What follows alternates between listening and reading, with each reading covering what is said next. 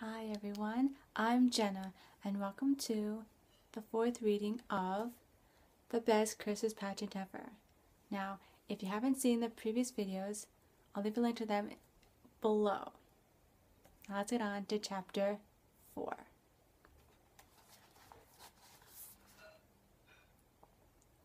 The first pageant rehearsal was usually about as much fun as a 3-hour ride on the school bus, and just as noisy and crowded. This rehearsal, though, was different. Everybody shut up and settled down right away, for fear of missing something awful that the Hermans might do.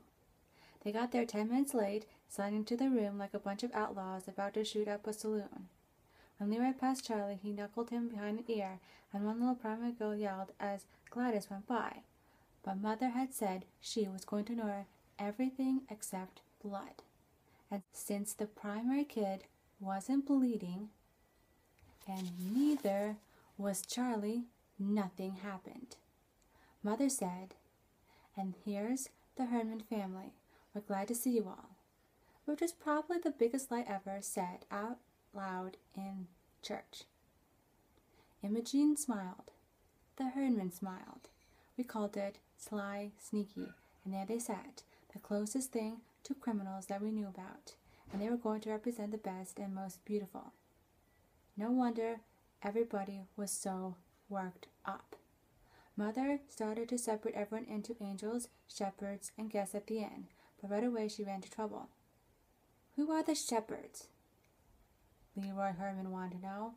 Where did they come from? Ollie Herman didn't even know what a shepherd was. Or, anyway, that's what he said.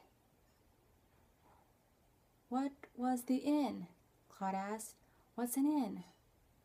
It's like a motel, somebody told him, where people go to spend the night. What people? Claude said. Jesus? Oh, honestly, Alice Wunderkind grumbled. Jesus wasn't even born yet.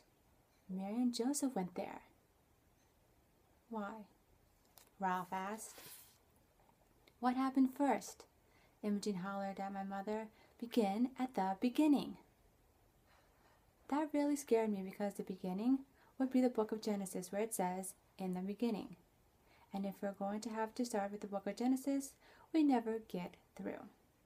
The thing was, the Hermans didn't know anything about the Christmas story. They knew that Christmas was Jesus' birthday, but everything else was news to them.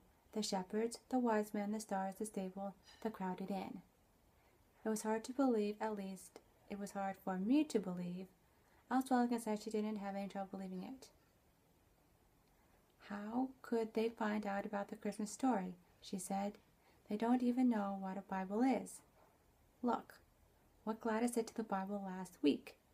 While Imogen was snitching money from the collection plate in my class, Gladys and Ollie drew mustaches and tails on all the disciples in the primary grade illustrated Bible. They never went to church in their whole life, till your little brother told them we got refreshments, Alice said, and all you ever hear about Christmas in school is how to make ornaments out of aluminum foil. So how could they know about the Christmas story? She was right, of course. They might have read about it, but they never read anything except Amazing Comics. And they might have heard about it on TV, except that Ralph paid 65 cents for their TV at a garage sale, and you couldn't see anything on it unless somebody held onto the antenna. Even then, you couldn't see much.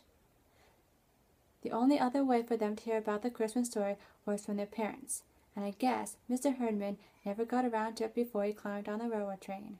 And it was pretty clear that Mrs. Herman had given up ever trying to tell them anything. So they just didn't know, and Mother said she had better begin by reading the Christmas story from the Bible. This was a pain in the neck to most of us because we knew the whole thing backwards and forwards and never had to be told anything except who we were supposed to be and where we were supposed to stand.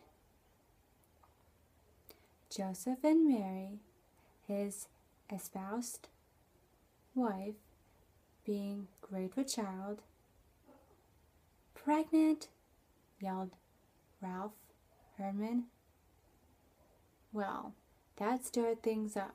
All the big kids began to giggle, and all the little kids wanted to know what was so funny, and Mother had to hammer on the floor with a blackboard pointer.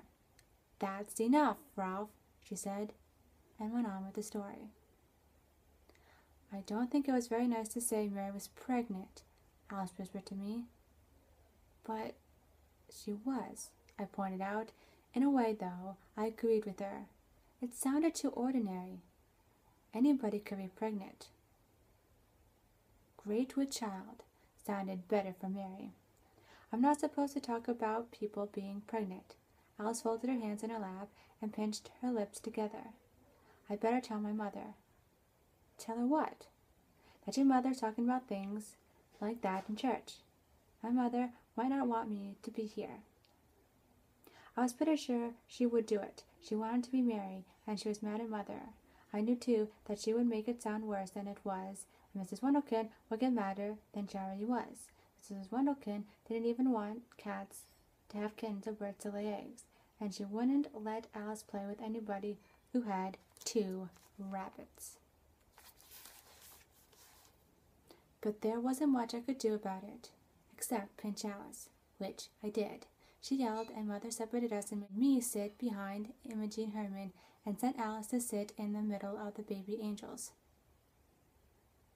I wasn't crazy to sit next to Imogen. After all, I spent my whole life staying away from Imogen.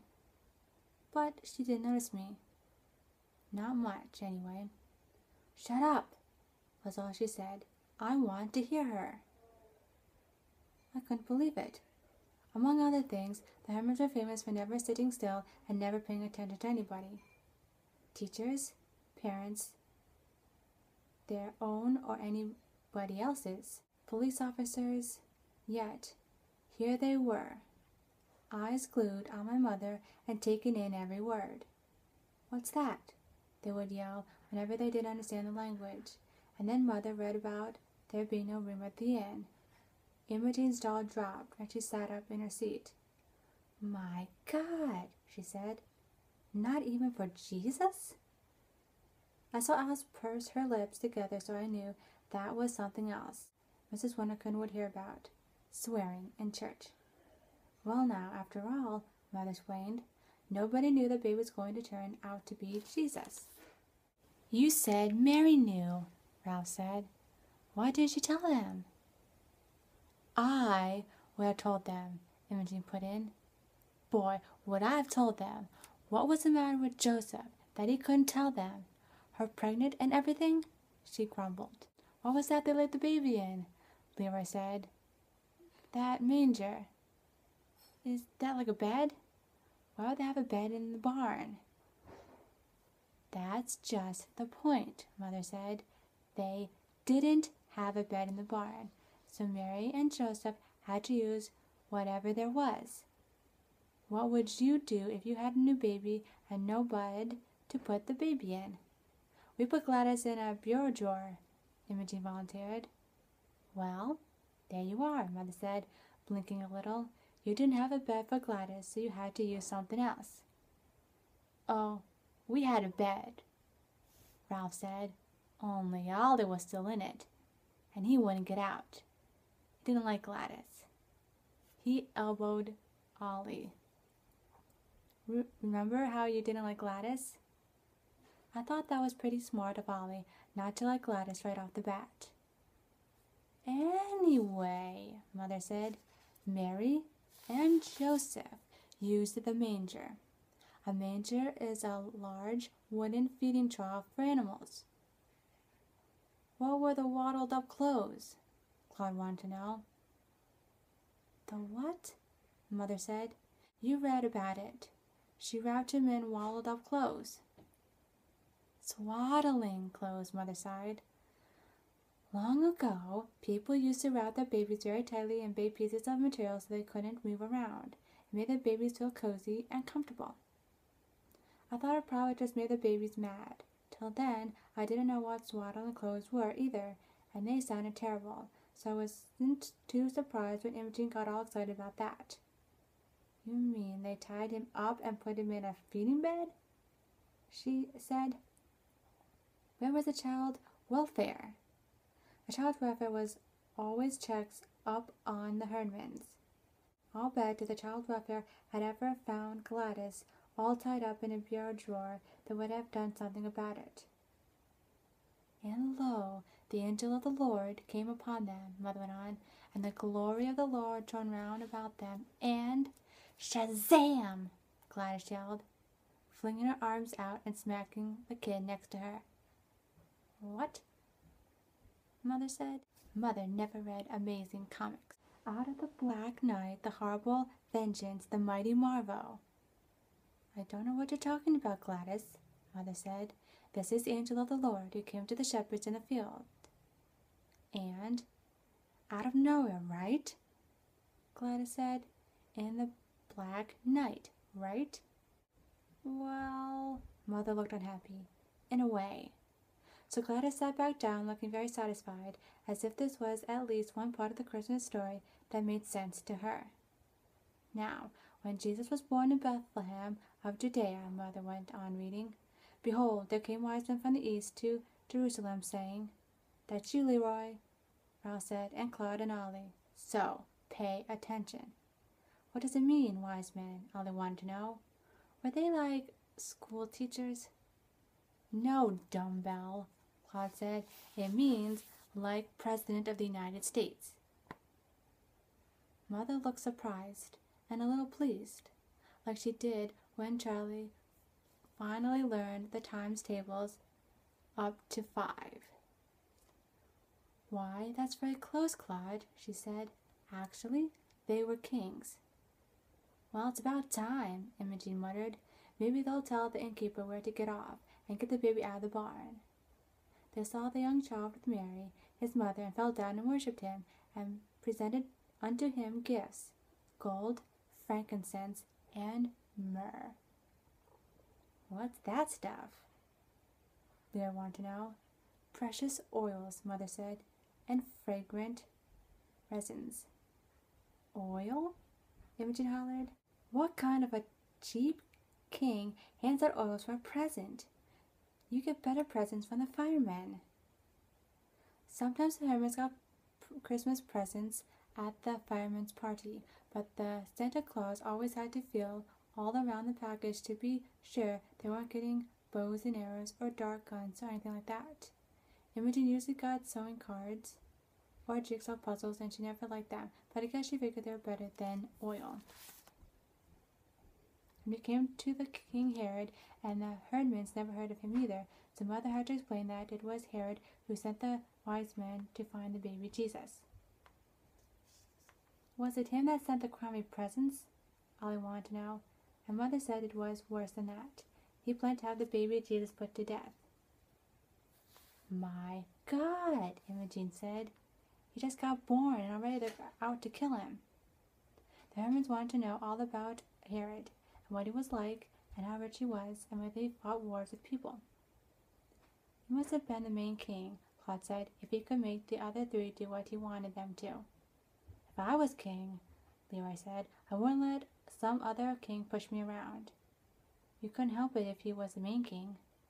I'd go be king somewhere else. They were really interested in Herod, and I figured they liked him. He was so mean he could have been their ancestor. Herod Herdman. But I was wrong. Who's going to be Herod in the play? Leroy said. We don't show Herod in our pageant, Mother said. And they all got mad. They wanted somebody to be Herod so they could beat up on him. I couldn't understand the Hermans. You would have thought the Christmas story came right out of the FBI files. They got so involved in it. Wanted a bloody end to Herod. Worried about Mary having a baby in a barn, and called the wise men a bunch of dirty spies. And they left the first rehearsal arguing about whether Joseph should have set fire to the inn or just chase the innkeeper into the next country. So that runs out this video for today. Hope you liked it, and hope I'll see you tomorrow for chapter 5. Bye!